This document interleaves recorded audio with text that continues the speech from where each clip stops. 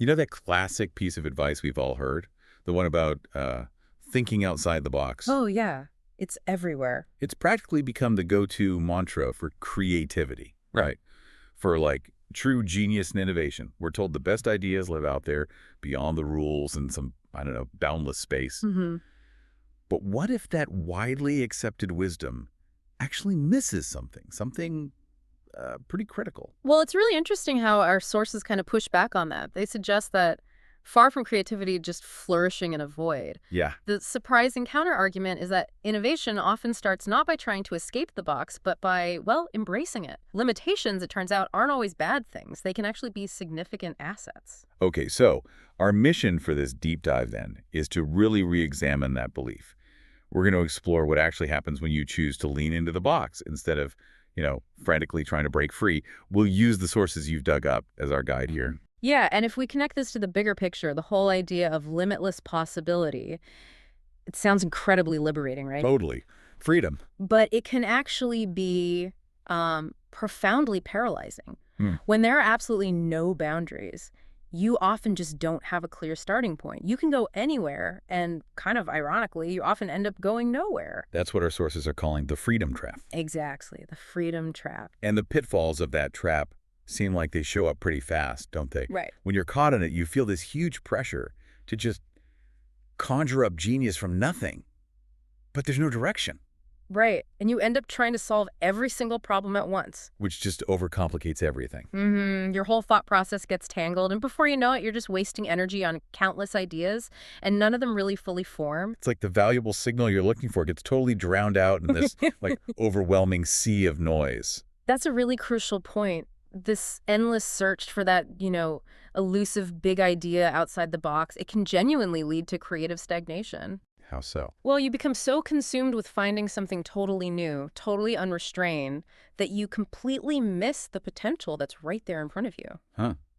So you overlook the power of just focusing, working with what you've got. Precisely. The power that comes from focused, deliberate action within the existing parameters. Okay, so if unbridled freedom can actually be a trap, then we need to fundamentally redefine what a constraint even is. Yeah. It's not some limitation to be afraid of. It's more like a powerful tool, or maybe a lens that forces you to see problems differently. Exactly. That's a great way to put it. A lens.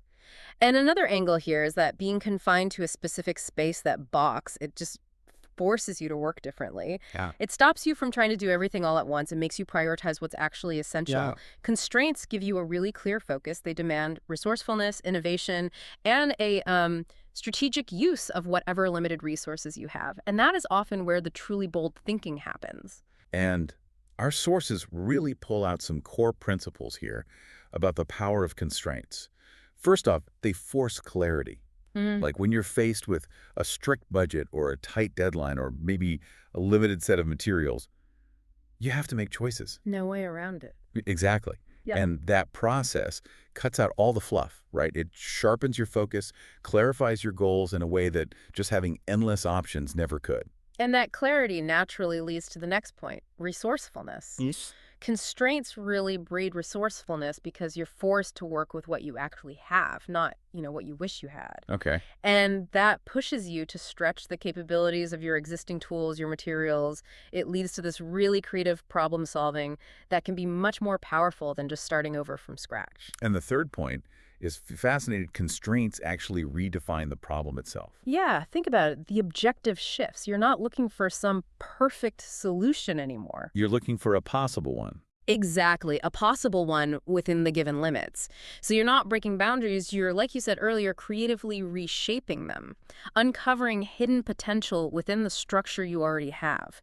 It's about leveraging the known. Okay, that makes sense. It's not just theory, though, right?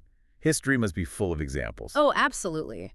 These aren't just academic ideas. There are real-world case studies showing exactly how limitations fueled creativity led to breakthroughs. Okay, let's dive into one. The classic, Apollo 13. Right, 1970. Catastrophic oxygen tank explosion. The crew is stranded, over 200,000 miles from Earth? Terrifying.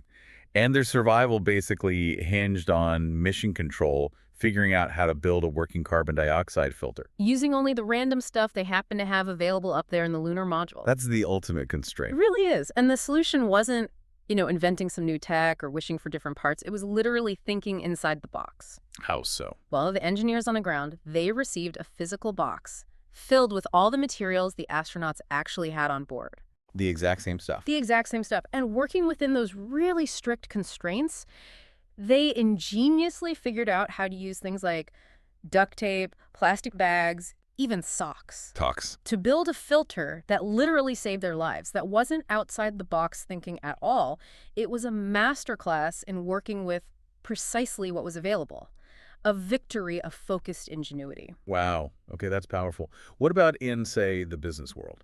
Well, there's the lean startup methodology. The modern business world often seems to champion endless resources, big budgets. Right, go big or go home. But Eric Ries's lean startup model, it totally embraces the opposite. It's practically built on constraints. How does that work? Take the concept of the minimum viable product, the MVP. Okay. That dictates building a product with just enough features, the absolute minimum to satisfy early customers and get feedback.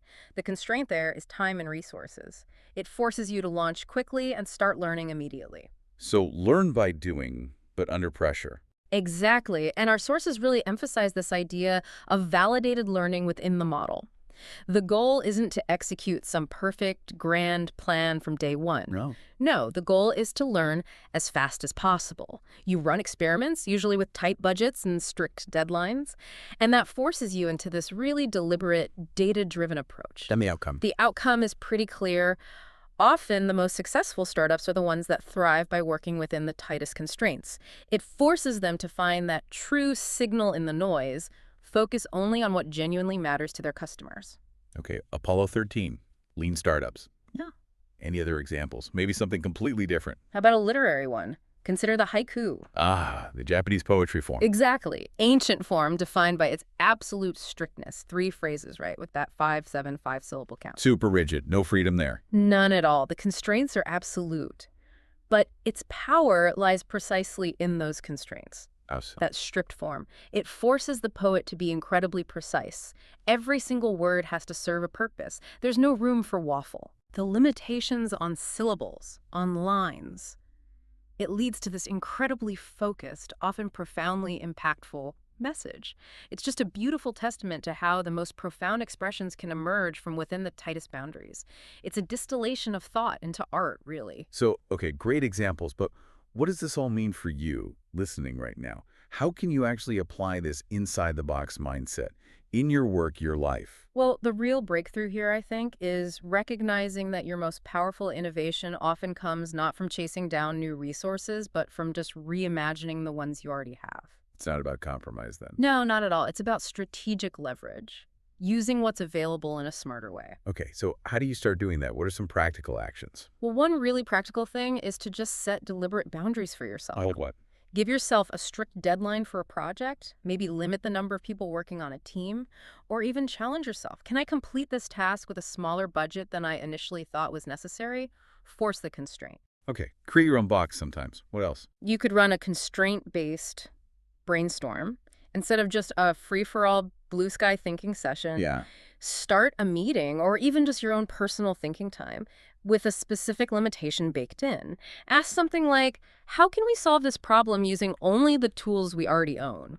Yeah. Or, what's the absolute best idea we can come up with in the next 15 minutes? Put the pressure on. I like that. It makes it a game almost. It does. And another really effective step is focusing on reshaping, not breaking. So when you're facing a challenge, resist that first impulse to just tear everything down and start from scratch. Okay, instead. Instead, ask yourself, how can I get a different result using the same system or the same components? It promotes creative optimization, finding new potential in the existing setup, rather than demanding total revolution every time. That feels more manageable too.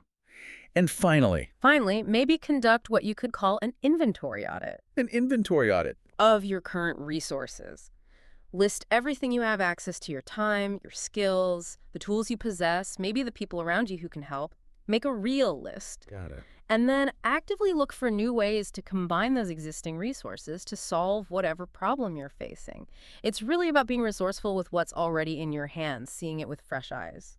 It sounds like this whole approach isn't about being lazy or complacent then. Not at all. It's about being deliberate. It's about recognizing that quite often the biggest breakthroughs happen when we're forced to be clever, when our ingenuity is sparked by the very boundaries we usually try to escape. So the next time you feel, boxed in, whether it's at work or school or maybe on a creative project, Yeah. resist that immediate urge to just break out, Yeah. to escape the box. Instead, sit with a constraint for a bit. Work within it. Try pushing the edges of that box from the inside. See what happens. See what happens. You might just discover that the very limitations you were fearing, they could actually be the most powerful forces you possess. It feels like this mindset could genuinely help you stop overthinking things. Definitely. And become way more resourceful, find some unexpected clarity, perhaps. So maybe the final thought for you to ponder is this. What if your biggest opportunity isn't actually out there in breaking free, but in finally understanding and truly mastering the space you're already in?